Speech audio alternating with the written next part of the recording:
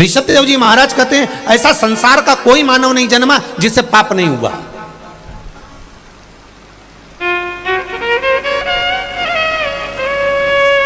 अहिंसा परमो धर्म की लेखनी ऋषभ देव जी महाराज वर्णन करते हैं।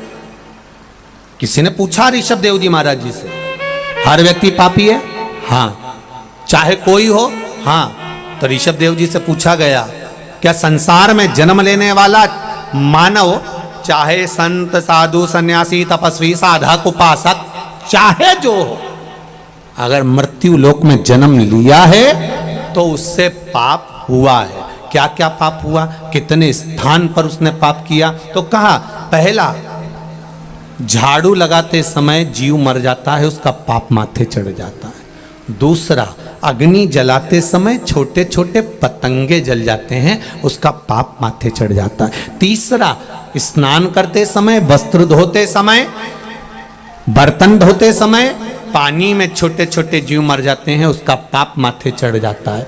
चौथा, हम चलकर कहीं पर भी जाते हैं, हमारे पांव के नीचे छोटे छोटे जीव मर जाते हैं, उसका पाप माथे चढ़ जाता है। तो ऋषभ देव जी महाराज जी से पूछा, जब प्रत्येक जीव से, प्रत्येक मनुष्य से, संसार में जन्म लेने वाले मानव से इन 4 स्थान पर अगर पाप होता है तो फिर मनुष्य क्या करे, इस पाप को समाप्त कहां कर सकता है? तो ऋषभ देव जी महाराज जी ने लिख दिया, सत्संग में जाकर बैठ जाइए, सत्संग में जाकर बैठ जाइए, भगवान की भक्ति में जाकर बैठ जाइए, पाप जलकर भस्म हो जाएगा।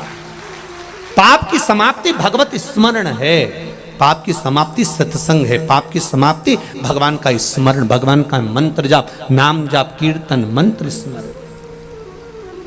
अब करो परमात्मा का